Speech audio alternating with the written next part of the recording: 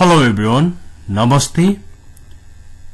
You are watching The Best Preparation, a YouTube channel for learning English language. Please don't forget to subscribe this channel, share this video to your friends, like and comment. Now, let's move on to today's lesson. आजको यस लेसनमा after, before, when, while, ड्यूरिङ यी सबैको प्रष्ट रूपमा जान्ने बन्नुपर्ने छ। अब यसलाई प्रष्ट रूपमा जान्ने हुनको लागि चाहिँ यहाँ हेर्नुहोस् त आफ्टरबाट सुरु भएको छ। हामी पनि सुरु गरौं। आफ्टर भनेको पछाडी। यो आफ्टर, बिफोर, व्हेन, व्हाइल, ड्यूरिङ किन पढिरहनु पर्छ भन्दाखेरि यो आफ्टर बिफोरै मिलाउन नसकेर अंग्रेजी बिग्रिरहेको हुन्छ। त्यसकारण पनि यिनीहरूको अध्ययन गर्नुपर्छ। आफ्टर भनेको पछाडी। After plus simple past.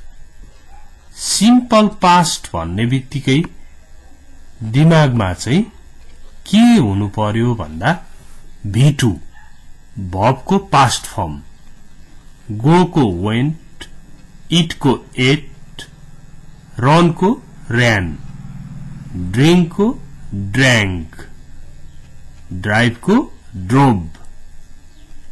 यसरी went, ran, drank, drove, ate, played, told यिनीहरू नै हुन् सिम्पल पास्ट का वर्बहरु। आफ्टर को पछि सिम्पल पास्ट आउँछ भन्यो यसले। अब एक्जाम्पलमा छ कि छैन त्यो कुरा त्यो हेर्नु छ। आफ्टर यहाँ हेर्नु है, आफ्टर आयो सिम्पल पास्ट छ कि छैन हेर्नुस् है। सब्जेक्ट प्लस सिम्पल पास्ट, यो simple past. V2 simple past भनेको त सी गट द भिजा भनेको सिम्पल पास्टमा छ हो भनेपछि आफ्टर पछाडी सिम्पल पास्ट आयो। यो सिम्पल पास्टमा छ भन्ने कसरी थाहा भयो भन्दा गेट को V2 त गट नै हो। After she got the visa she left her job. Visa पाए पछाडी उनले उनको जागिर छोडिन् हो।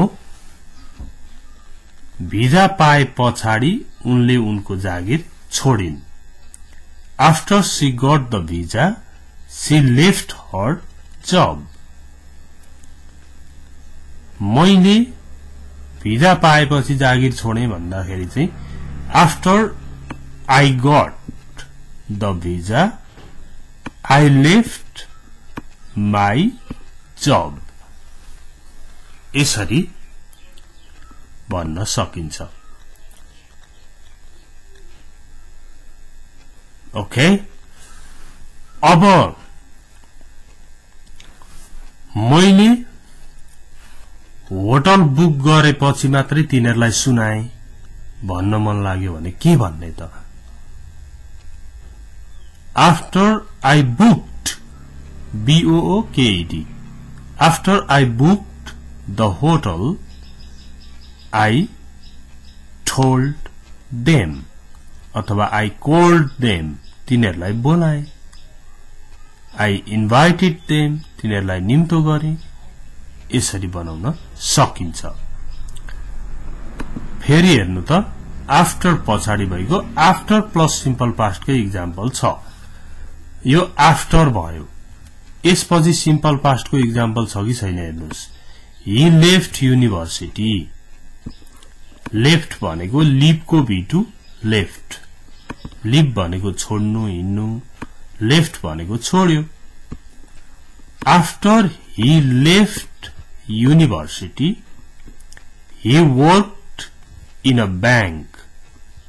युनिभर्सिटी छोडे पछाडी उसले एउटा बैंकमा काम गर्यो। अब तपाईले पनि मानु कुनै मानु सोनी कम्पनी अथवा कुनै कम्पनी स्यामसुङ कम्पनी कुनैमा काम गर्नुहुन्थ्यो त्यो छोडेर फेरि तपाईले चाहिँ अर्को कम्पनीमा काम गर्नुभयो भने मैले सोनी छोडेपछि स्यामसुङमा 1 वर्ष काम गरे त्यहाँ पनि त्यति राम्रो भएन र नेपालतिरै लागे भन्नु पर्यो भने के भन्ने after I left Sony company I worked for Samsung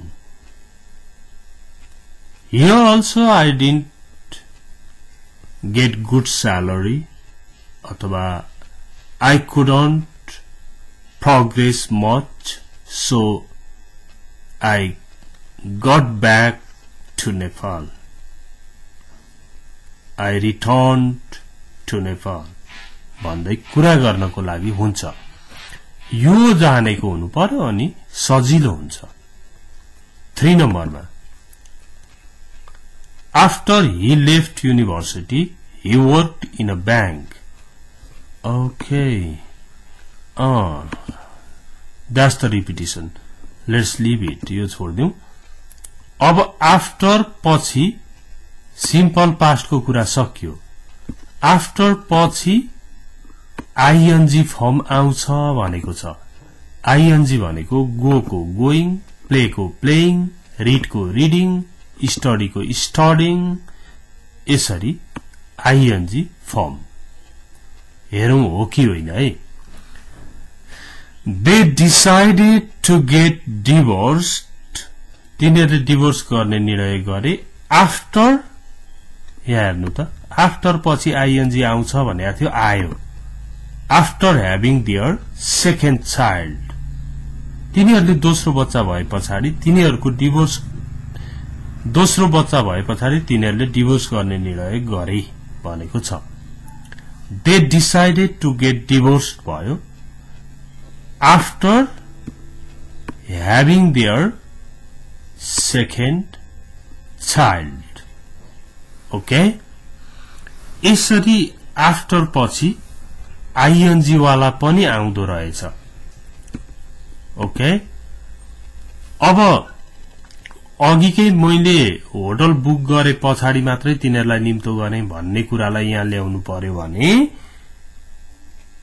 I called them after booking the hotel हो मिल्यो नि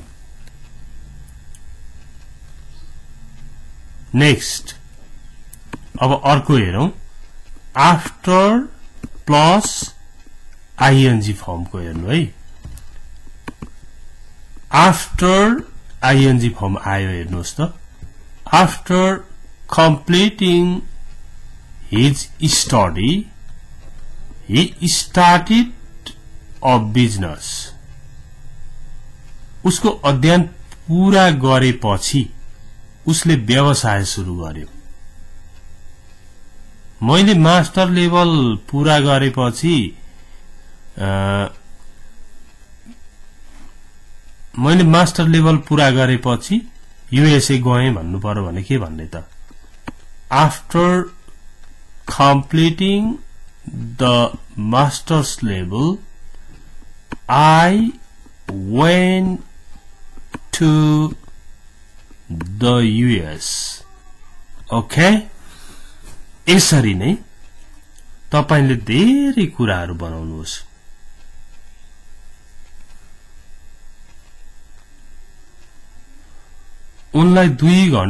उसलाई 2 घण्टा कन्भिन्स गरे पछाडी महसुस उसको गल्तीको महसुस गर्यो भन्नु पर्यो भने after convincing him for 2 hours he realized his mistake okay धेरै सेन्टेन्सहरु बन्छन् यस्ता कुराहरुमा राम्ररी प्रयोग गर्न सिक्नु पर्छ अब सायद आफ्टर को सिद्धियो होला बिफोर अब बिफोर पट्टि लागौं है बिफोर भनेको अगाडि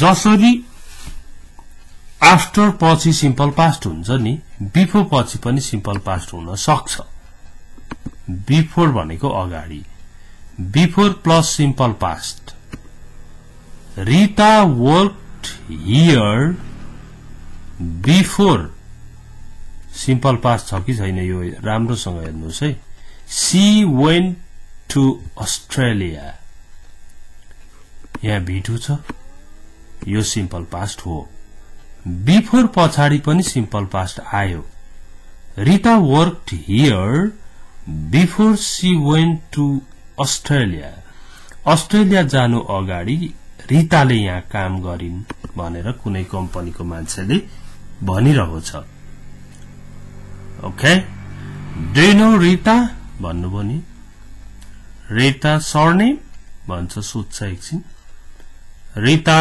Shrestha from Kathmandu. Oh yes, she worked here before she went to Australia. उनले अस्ट्रेलिया जानु अगाडि यहाँ काम गरिन्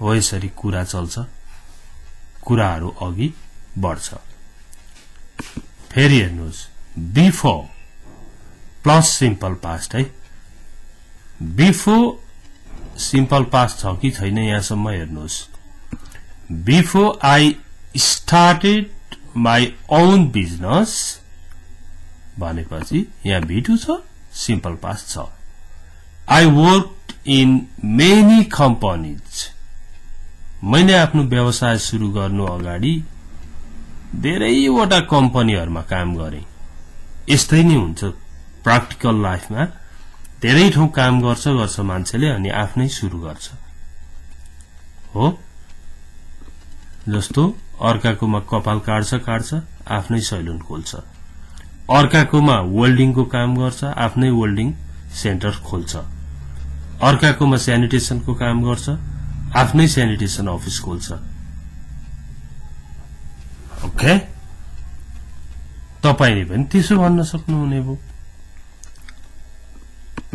त्यसपछि हेर्नुस् बिफोर प्लस आईएनजी फर्म जसरी आफ्टर पछाडि आईएनजी फर्म को कुरा भयो गोइङ प्लेइङ डान्सिङ सिंगिङ हो त्यस्तो खालको बिफोर पछि पनि आईएनजी फर्म को कुरा हुन्छ she got married before applying for the student visa applying ING form आयो बिफोर पछि विद्यार्थी भिजाको लागि अप्लाई गर्नु अगाडि उनले विवाह गरिन् अब तपाई आफ्नो लाइफ हिस्ट्री बताइरहनु भएको छ मैले स्टुडेन्ट भिजा अप्लाई गर्नु अगाडि विवाह गरे भन्दै गफ गर्नु पर्यो भने I got married before applying for the student visa भन्दै गफ गर्नलाई भयो ओके बसेर यो भिडियो हेरिसकेर तपाईले आफ्ना कुराहरू लेख्न थाल्नु भयो रेकर्ड गर्न थाल्नु भयो भने बल्ल जान्ने हुने हो के मान्छे मास्टर्स लेभल भर्ना गर्नु अगाडि मैले कुकको रूपमा काम गरे भन्नु पर्यो भने before joining masters level I worked as a cook कस्तो राम्ररी भन्छ हो before joining masters level I worked as a cook मैले यो च्यानल भेट्नु अगाडि धेरैवटा च्यानलहरु हेरे भन्नु पर्यो भने before finding this channel I watched many channels okay अथवा मैले यो च्यानल सब्स्क्राइब गर्नु अगाडि धेरै च्यानलहरु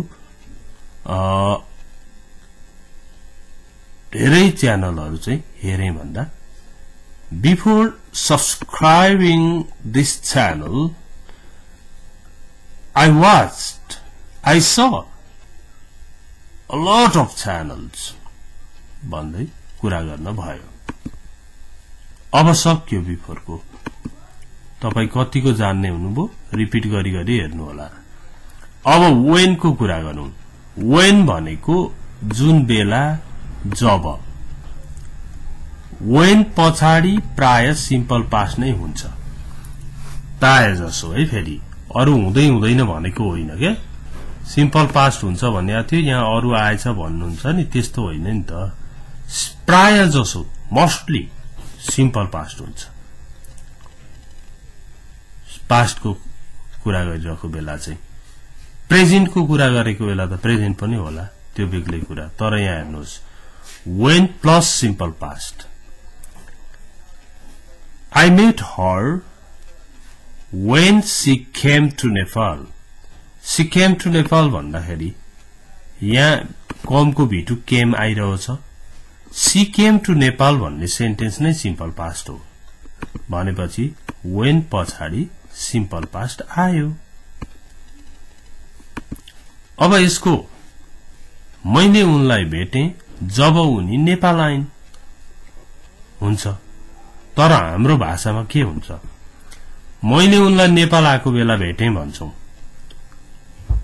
यो बेला भन्ने शब्द लाग्छ क्या यसमा। तपाई आफै बुझ्नुहोस् प्र्याक्टिकल्ली कुरा गर्दाखेरि। I met her मैले उनलाई भेटे when she came to Nepal जब उनी नेपाल आइन्। हामी त्यसरी बोल्छौं कि मैले उनलाई नेपाल आएको बेला भेटे भन्छौं। तर अंग्रेजी यही हो। मैले उनलाई भेटे जब उनी नेपाल आइन् भन्ने पनि जब उनी नेपाल आइन् मैले उनलाई भेटे भने पनि मैले उनलाई नेपाल आएको बेला भेटे भने पनि अंग्रेजी यही हो है। कन्फ्युज हुनु हुँदैन त्यस्तो कुरामा। अब while को कुरा गरौं। while भनेको जबकि जुन बेला त्यसै बेला जति बेला भन्ने अर्थमा while को प्रयोग हुन्छ। while पछाडी मोस्टली धेरै जसो के हुन्छ past continuous. Past continuous tense. While I was driving home, I saw an accident। While I was driving home भन्दा के बुझ्नुपर्छ। I drive to work भन्यो कसैले भने How do you go to work भन्दा I drive to work भन्यो भने गाडी चलाएर जान्छु गाडीमा जान्छु आफ्नो गाडीमा भन्ने बुझिन्छ। त्यसो हुँदा While I was driving home भन्दाखेरि जुन बेला म गाडी चलाएर घरतिर जाँदै थिएँ I saw an accident मैले एउटा दुर्घटना देखेँ। ओके। अब हाम्रो भाषामा गाडी चलाएर घर जाँदै गर्दा मैले एक दुर्घटना देखेँ एउटा दुर्घटना देखेँ। त्यो दुर्घटना देखेँ भन्दाखेरि द लगाइदिने। कोहीले कुनै एक्सिडेन्टको कुरा गरिरहेका रहेछन् भने Yes, while I was driving home, I saw the accident। मैले त्यो एक्सिडेन्ट देखेँ भन्न सकिन्छ।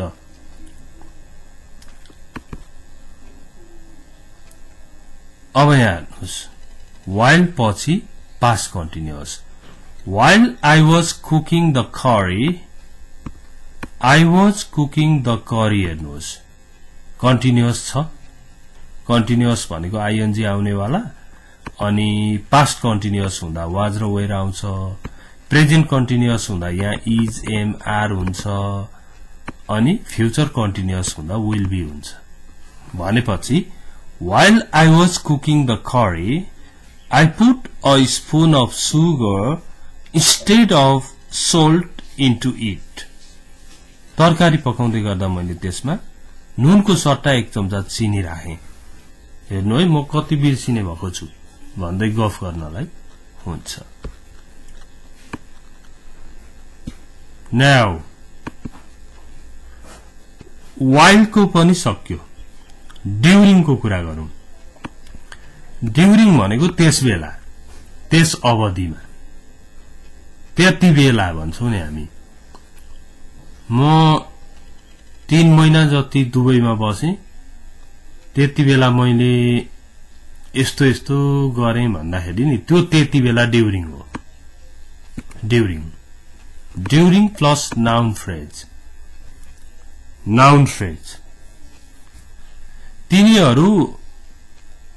तिनीहरूको हनीमुनको समयमा मुस्ताङ गए भन्नु पर्यो भने गए भने त भिटु चाहियो they went to Mustang during their honeymoon हेर्नु त ड्युरिङ पछाडी देयर हनीमुन भन्ने एउटा फ्रेज आयो यसरी आउँछ during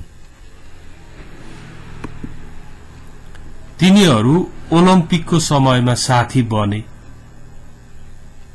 they became friends during the Olympic okay ओलम्पिकको समयमा ओलम्पिक भएको बेला ओलम्पिक चल्या बेला साथी भए मानौ अब तपाईले इन्डियन आइडल पनि हेर्नुहुन्छ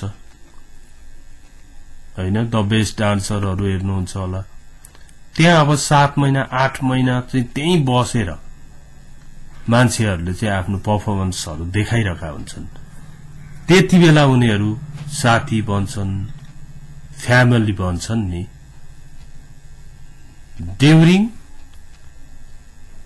the period of Indian Idol भयो during the Olympic during the program during the competition